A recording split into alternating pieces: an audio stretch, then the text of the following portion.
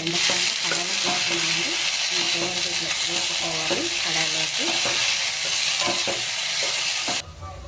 అట్లే ఆనియన్, కరివేపాకు, అలాగే కొత్తిమీర ఇలా ఫ్రై చేసుకోవాలంటే చాలా టేస్ట్గా ఉంది. ఇలా ఫ్రై చేసుకొని తర్వాత దాన్ని వగ్గనిస్తే బాగుంటుందండి.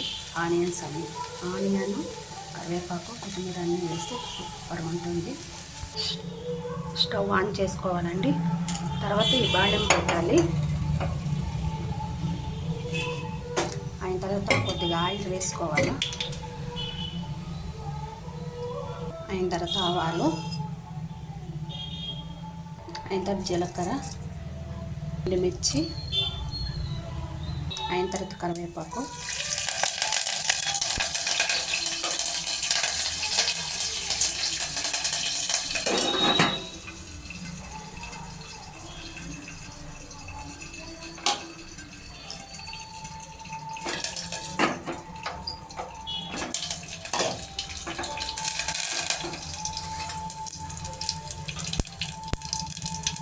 అయిన తర్వాత ఆనియన్,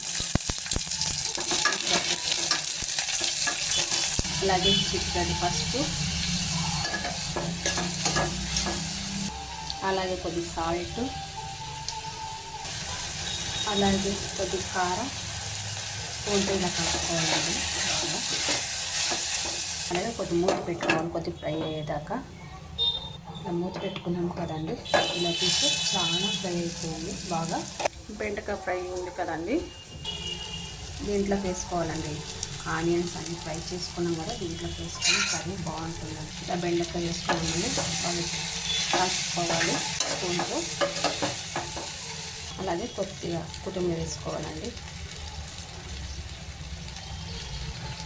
అలాగే కొద్ది స్టవ్ ఆఫ్ చేసుకోవాలండి. బెండకాయ ఫ్రై రెడీ. ఈ బెండకాయ ఫ్రై మీకు నచ్చినైతే లైక్ చేయండి, షేర్ చేయండి, కామెంట్స్ బాక్స్లో లింక్ చేయండి.